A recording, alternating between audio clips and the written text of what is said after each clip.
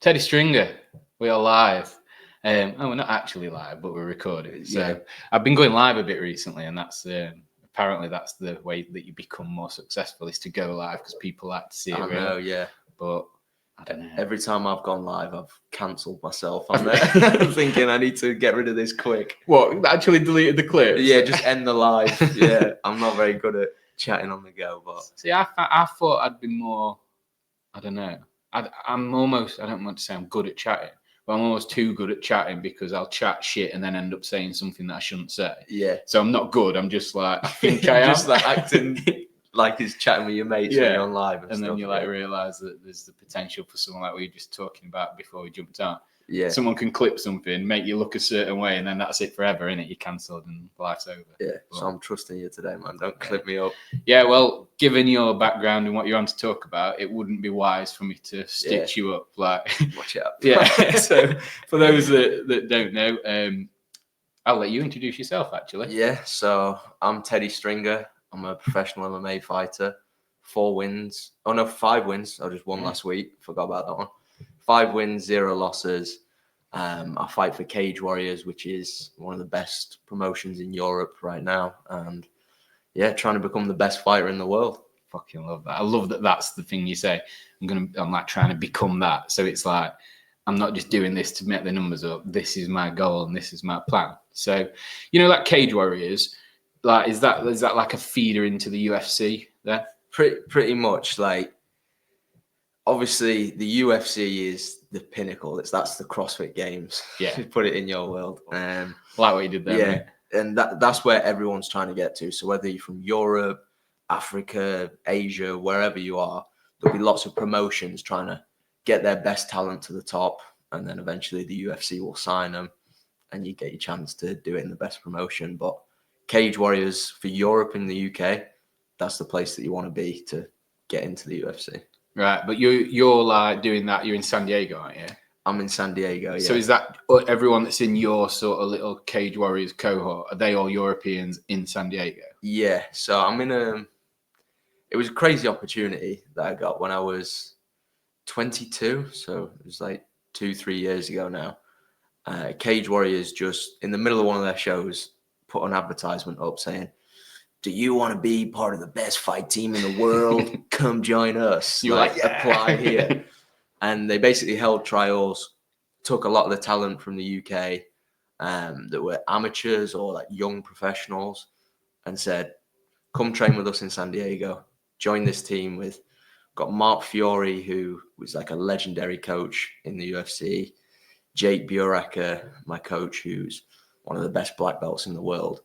And these two basically just coached a team of all the best prospects in Europe and created a team in San Diego. So although we're fighting in Cage Warriors, which is Europe's best promotion, I'm lucky that they scouted a few guys and said, right, you've got potential. Let's go to America, give you the best training, and try and get you to the UFC. So I'm blessed to actually be involved in that. Yeah, so like when that process started, when they got all those amateurs from the UK, how many, or around Europe, how many we were looking at? I think there's something like 800 or 1,000 people apply. And how many ended up doing what you're doing? We had 20 in the first season, and then everyone who couldn't really like make the team got cut. So now there's like 10 or 12 people on the team. Jesus. So it was weird when I first went to the trials. They refined it down to like 30, 40 people there. Yeah. And we're all the best MMA fighters from the UK staring around the room looking at each other thinking, fuck, only like 20 of us are getting picked here. I bet testosterone in that room was popping, mate. It was pretty intense, the trials. I was looking around over my shoulder at all times. But yeah, in the end, the goal of that was we're MMA fighters, so we're straight away like thinking competing against each other. But they've created a team. So every single person that made it through those trials and got onto the team, they're like my best friends now. Yeah. I've been punching their face in every day for the past 2 years. So it's like, it's a bond that you can't really create with anyone else. So you I met you in a CrossFit gym. Yeah. And there's that community there. Is it similar then to that? Like in that world? It's the same, like exercise. I feel on top of the world after I do it. So whether it's CrossFit, a run, martial arts, afterwards you've always got that energy, and whoever you share that with, you have the same vibes. But there's some, it's hard to describe, like the camaraderie that you have when you fight someone. Even after every single fight, I shake my opponent's hand, and it's like we're mates afterwards. And all my teammates is the exact same thing, because you have to really trust someone to spar 5 rounds with them 2 weeks before a fight. Like, if they go out there and injure me, they're fucking me up. So your teammates, you need to trust them to a degree where you can beat the crap out of each other, but also like make each other improve every day. So that teamwork and teammates is like a lot of trust there. Yeah, how does that work? So, you know, when you are sparring, to get that stimulus of replicating what you're going to experience in a fight, but not knock your mate out 3 weeks before his fight. Exactly. Like, what? I don't know how. Obviously, I don't know anything about it in terms of what it's like to do it, but I don't know how you do something like that at, say, 75%. You know what I mean? Because then are you even replicating anything at all? It's hard. Like, when we spar, we wear more padded gloves, shin guards, but it is just a case of like, don't try and KO someone. Don't be a dick. Like, it's just managing everything that you do, and you need to give people the most realistic look. So there's times where people get dropped in the gym, and like accidents happen, or he put someone in a submission, they go to sleep, and I'd be lying if I said that didn't happen in our gym, because that's MMA, it happens. But for the most part, we've got good people who like can control themselves.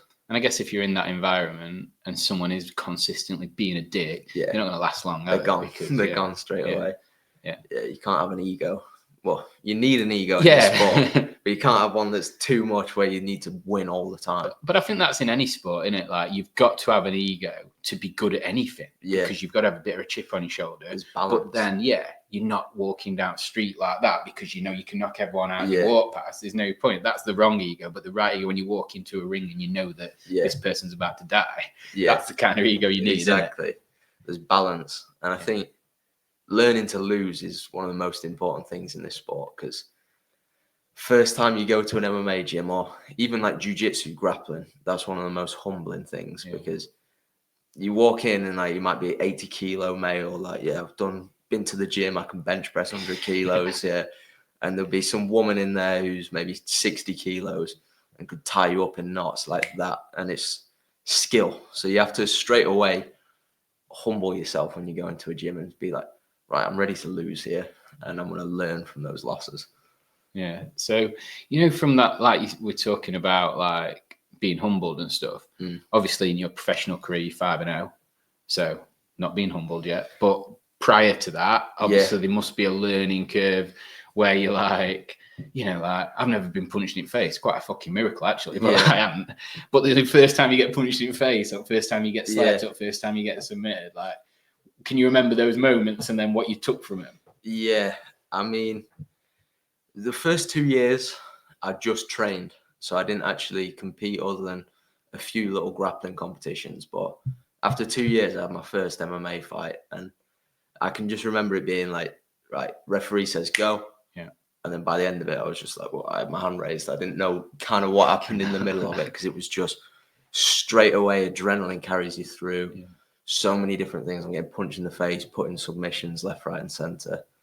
But throughout my amateur career, I had 23 amateur fights. So I managed to, by the end of those 23 fights, put myself in a position where I'm like, I'm comfortable seeing all these things in a fight situation. Because in a gym, you can get punched in the face and it's like, okay, right, no one's going to like follow up and beat the crap out of me. But in a fight, there's just it's a fight. It's till someone wins. So I lost 8 times as an amateur, and every single one of those killed me. But in hindsight, it's the best thing that ever happened to me. Just losing and like failing in front of a crowd multiple times shows you, okay, this is what I need to do in the gym. So losing is the best thing that can happen. And I don't like to specifically remember any of those losses because they still hurt me now. But at the time, they all taught me a lot of good things. Yeah. And that's it, innit? Like you say, learning to lose. Yeah. And also, like, not being, I don't know, when you have been beat, it either you rise from it stronger. Yeah. Or in this sport, I guess you just fucking run away and never do it again. Because Yeah. some people get like that, don't you? Hear stories. I listen to Joe Rogan chat a lot about MMA and UFC. And he's saying some fighters, after they get a real big knockout, they're never the same again. It's not the body, it's the brain. They're mentally not capable of coming back from it. Yeah, 100%. It's a scary thing losing, especially because what we do is we literally say to someone, right, we seem equally matched. Me and you are going to have a fight in 8 weeks. You invite all your mates, all your family, everyone that you know, come watch. Yeah. Tell everyone to watch it on social media.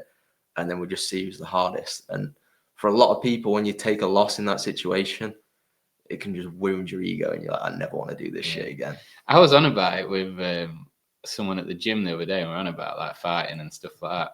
And we're saying like, I know it shouldn't matter in this way, but you take your missus to a fight and she watches you get beat up. Yeah. How does she feel about it? I She like, it's over, mate. That's a tough one to walk back into the crowd and your whole family's there. But yeah, I think like my mum would always be all right, but I just feel like my missus is going to want that guy. Yeah. Why wouldn't she? It's a test if she really cares about you. She'll watch you get beaten up and still love you.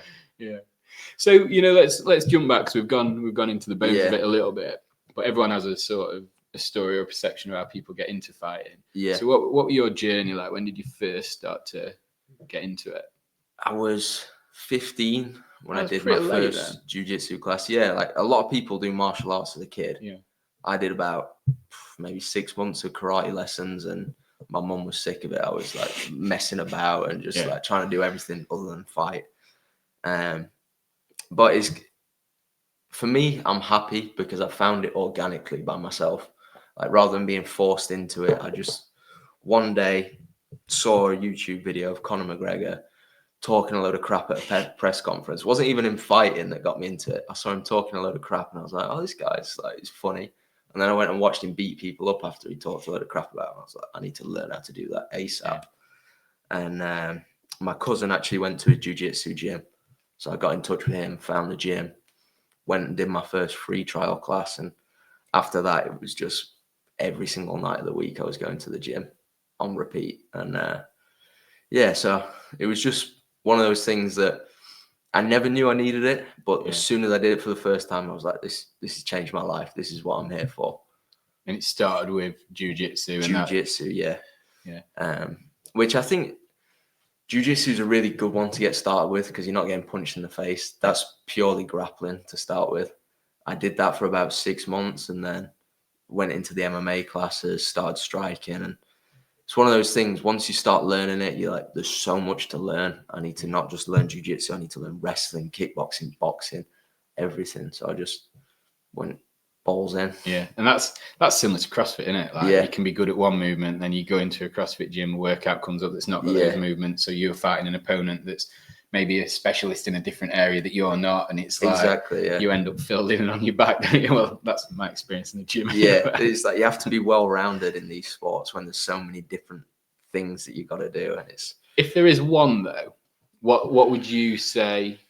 You know, if you could pick one perfect background for MMA, is it always jiu-jitsu? Is that the one? It's probably wrestling, right? Because if you think about every fight starts on the feet. So if I'm good at jiu-jitsu, I want to get you to the ground. If I'm good at boxing, I want to keep you on the feet. And the one thing that controls that whole thing is wrestling. If you're good at boxing, you need to defend the wrestling and keep it on the feet. If you're good at jiu-jitsu, you need to take them down and then beat them up there. So that wrestling is really the middle factor that ties everything together. Okay. So like in your like professional career now, because that's the one that I've seen the bits and bobs from, 5-0, 4 wins by submission by choking, well choke out, rear naked choke, boom, straight and in. then 1 by elbowing, and that way. When that first time you'd been able to use elbows as well, and you're like, right, you were desperate to throw a few. Pretty much, yeah. As soon as I turned pro, in my first pro fight, I didn't throw a single elbow. My second one, I was like, I need to throw an elbow now. It's getting too long into this pro career. So, yeah, just spam the elbows and got a knockout with it. Love that picture here when you're celebrating, just blowing dust off the elbows. That's honestly like the moments after a fight, and I look back at all the pictures. That's one of the funniest things for me because it's like pure adrenaline coursing through your veins. You'd come out with the maddest celebration, stop blowing on my elbow or like get on the cage. Well, that's one I've clipped for the front cover of this show, mate. That one with the elbow, I think it's brilliant. Yeah. So like in that, then obviously your style is more technical then in like you want to get him to the ground and then you're going to go to work, get a submission. Yeah. How did you like sort of develop or you know, when you were sort of coming up, how did you determine that were going to be the best route for you? Or is it all natural and you just... It is all natural, really. I personally, I'm biased. I think grappling's the best way forward, because don't take any punches, take them down, choke them out. Like that's the easiest day in the office. But when I was getting started, that was just what I gravitated towards. It wasn't like, I think this is the best thing, I need to learn it. For my body, my mind, it just, grappling makes sense. I like choking people out. It's something cool about, it's called a submission, isn't it? Like they're basically submitting and like admitting when they tap you, yeah, you're better than me, you're going to put me asleep here. Yeah, it's like a sort of, it's a conscious decision on their part to give up because of you. They're quitting right there. So grappling for me, just something that I gravitate towards. And like you'll know, like there's just certain things that feel right for your body. And when I'm grappling, it's just like, this is flow state for me. I'm just in the motions doing my thing. Is there like, how long is it, like, you know, when you've got someone in the choke, like how long is it before they can knowingly submit before they sleep in? Is it like... It all depends on the choke. Like, I'll stick you in one now. We'll test it. Give me a quick test. You can do a show on your own when I'm just laid on the floor. Waking you up. I think it's probably about 7 seconds if a choke's really tight that you can last before the blood cuts out to your brain. But everything's situational. Like some people can defend a choke for ages. If you've got the heart, the desire, and it's not quite on properly, you never know. But about 10 seconds of squeezing on someone's neck, I'm expecting a tap. So when when you've got that locked in like that, and I mean proper locked in, is it just no way out? Like, is it just a matter of time? There's always an infinite amount of moves that can be countered and escaped in so many different ways. But in my opinion, if you've got someone locked in a choke and your technique is up to scratch, there should be no way out for them in any submission. Like, there's so many nuanced details, and like when it's right, there's no way out. Well, hopefully. Hopefully. So far, no one's found a way out, but we'll see. I've seen them tap pretty quick, mate, so far. So, you know, like you're in Cage Warriors, you're 5-0. It's a pretty good place to be. I can see that you're getting, like, you're enjoying it on the mic, you're doing bits on socials and stuff. Obviously, that forms part of it. Like what you said earlier about Connor. That, like, again, I'm not an expert in it and I've not watched loads of it, but I always watch these fights because every time the mic went under his mouth, he said something that made me get up for it. Like WWE, he's like The Rock or something like that, and it's like, so how much of that, you know, will play into how successful you can become? Because obviously the UFC are going to be wanting people that not only are brilliant fighters, like 5-0 is great, and you can go on to 6, 7, 8-0, but without that sort of charisma and attitude and personality, is that another challenge and something that you have to think about? Yeah, it's probably everything in this sport now is who actually wants to watch you fight, because there's so many killers out there who have got great records or best person in the gym, but they just can't do it under the lights and they can't make people interested in watching them fight. So it is the most important bit. I actually enjoy it because it adds more pressure to yourself. You know, if you talk a big game before you go out and fight, it's like builds up in your own head as well. But it's the most important bit. MMA it's a real sport. It's like everything else, but it's got that WWE little tinge to it where you need to sell fights. We need that entertainment factor.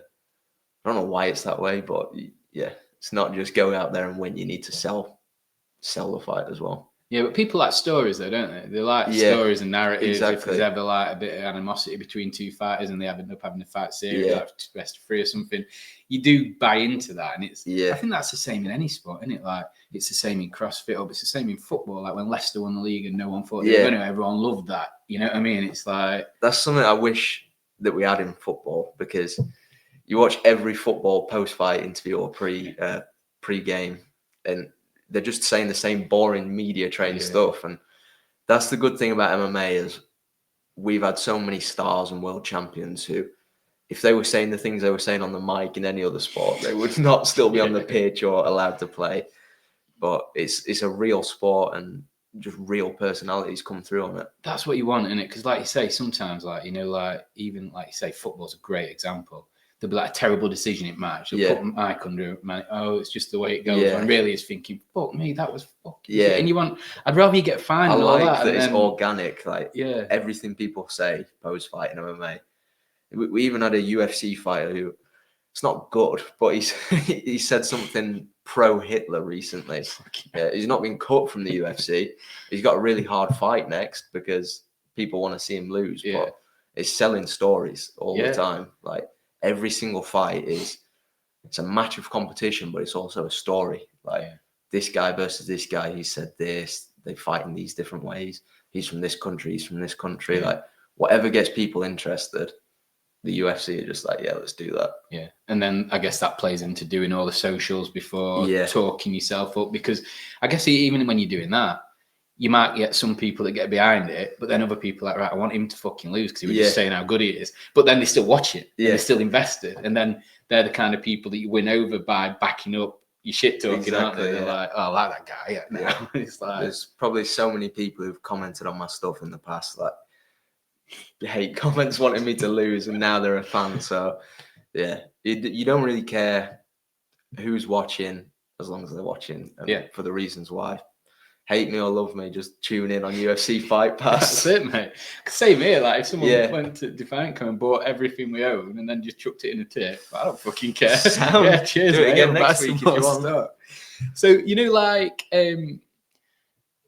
when you're coming up, then like you are, how much of it is, do you know, it's probably a difficult question to answer, but how much of it do you think is weighted in that personality and that storytelling ability and that generating interest under the mic, and how much? So, you know, say you lost your next 5 fights, but became the best, Conor McGregor standard fucking with a mic under you. Are you still in as much within as much of a shot as you would be if you were 5-0 and average at talking? It's one of those where it means so much how you can sell a fight, how you can talk, but if you can't fight, you can't fight. Like, find a new job, like be a public speaker if you're good at chatting and you can't fight. So you have to have the skills to back it up, and that's the most important thing. If you're gonna talk, make sure you can back it up, because there's no point me saying, I'm going to smash his head in, cut the best promo, and get slept in the first round. Like, everyone's going to think you're going to be real forever, mate. The meme. So it's important. I'd probably say like 70% is fighting ability, 30% is how you can sell the fights. Because if you're better at selling fights, your career is just going to go way quicker. And like, so how does the future look from what we can see now then? So we're 5-0. What point does what kind of contract you're under with Cage Warriors, and when does that sort of expire? When you've got to? So I've got 1 fight left on my contract, and then I'm looking to get that renewed because Cage Warriors is where I want to be. But it's interesting. I'm at that point in my career right now where the next 5 fights that I have, I've established myself as a threat in the division and backed up everything that I say that I can do. Now it's like win a championship in Europe and then go to the USA and get signed to the UFC. I'm trying to be the best in the world, and like we said this, I think before we started the podcast, like you've got to be the best in the world. Like you've got to have that mindset, because if you don't, you're gonna lose. Like you have to be all in this game. So I'm trying to be the best in the world, finish this contract with Cage Warriors, win a title with them, and get to the UFC. Yeah, it's exciting, isn't it? Yeah. It's like Yeah. it's like I can see when you talk about it. You're like getting I'm intense ready. talking about it But right now. that's good. Is that like sort of a theme with all the other guys? And when you all sit around in the house that you're all in, is it weird that everyone's got that exact same goal, and you're like, but then you're like best mates with them, but you're thinking, man, he could. Exactly. Yeah. Thankfully, like with most of my teammates, we're spread out across weight divisions. So there's, I think, about 10 weight divisions in MMA. And some of my teammates are one division above me, some are one below. There's another guy who I train with who's my exact weight. But there's no jealousy in it for me because I know only one person can be a UFC world champion at a time in each weight category. But everyone's got their chance to go and do it. It's not someone else failing doesn't mean that I succeed. Like I have to succeed myself regardless of what other people do. So I never pray for the demise of any of my teammates, any of my friends, other people in the division. Like you go on, win, do your thing, because I know I'm doing my thing. So I'm going to get to the top regardless of what anyone else does. And I think that's the only mindset you can have. If you're jealous of other people, you're just going downhill, negative emotions. Yeah, I think there are very few sports probably sports that give you that mindset, because like CrossFit's definitely one. Like you're like so comfortable being uncomfortable and working hard and doing the hard shit that you don't care what anyone else is doing because know you're working hard. Like today in the world, people don't have those values. They think everyone owes them a fucking living, and they think someone, like people think billionaires are the problems for the world, but they're not. They're creating jobs. They're creating like opportunities for people, and it's because I think like people don't do enough hard shit. And the moment the more hard shit you do, the more you respect people that have worked. So I love that you say that it's like, I don't care what anyone else is doing, because if I work as hard as I work and put in time, I will be the best. It's not like nothing's given, is it? Yeah. Too many people are bothered about like what other people think about them or what other people are doing. It's like, it's not the mindset to have. You get dragged down, like comparing yourself to people and comparing yourself to other things. As long as I'm doing my thing, I know that I've got myself covered. I fucking love that. Love it. One of the few things I haven't mentioned yet that I wanted to ask is, when you're getting up for a fight, obviously you've got to have all that adrenaline and all that aggression to be able to go and fight. Like, how do you sort of balance that between not tipping over and running straight at someone, like forgetting all your training and your skills and stuff? Like, is that a balance that you get used to over time? Like in your first few fights where you're overly aggressive and definitely something that comes with time and experience is like how you control it, because it's a sport, but it's also so emotional. Like you're going to fight someone, everyone like gets angry or a little something inside when they're about to fight someone. But I put it all into just sport. I treat it like it's a sport, and that kind of helps put those emotions to the side. But you need them at the same time. So it's like, how do you manage that? And for me, I'm really calm all the time, calm, chill, relaxed, just like let everything be what it's going to be. I can just control what I can control. But when fight night comes and like keep myself relaxed all day, start doing my warm up, the closer I get to the cage, the more like dialed I become. And it's not like the emotions of anger or anything are present. My brain's just doing its thing and I'm in my zone. So you need those emotions to come up organically and like not try and fight them or hide them away. If you're thinking, I'm going into a fight, I want to feel this certain way, I want to be like a little bit angry but a little bit calm. You're thinking about things, aren't you? I'm not a scientist. I can't play around with all my emotions and get the balance right. You just need to let them be and accept them. It's hard work. You're not going to go to a fight 100% calm. I remember like when I first met you at Project. I didn't know you did MMA and stuff there. And then when I found out, I don't know why, but I was surprised because of how chilled you were. And it's like that weird thing, like you should have just been walking around knocking everyone out in the gym just because, but you have that sort of perception. But I've noticed that about you, that you are quite chilled. But is there any fight you've ever had that you can recall where you really got to that line, or have you always managed to control it like you just talked about? There's definitely been fights where that I've not been happy with my mindset, not in like a angry, but where I'm in there and I'm thinking, like I just said, you just got to accept all the emotions and let them be. But sometimes you go in there and you second guess how you're feeling or what's going on. And that's when it starts to become negative for me. I think most important thing is just let it be what it is. If you're angry, feel angry. If you chill, feel chilled. Yeah, it's fine line getting those balances right. But there's never been anyone that I've had animosity with. I'm like, I need to kill this guy. I'm going to hold on to the choke after the ref pulls me off.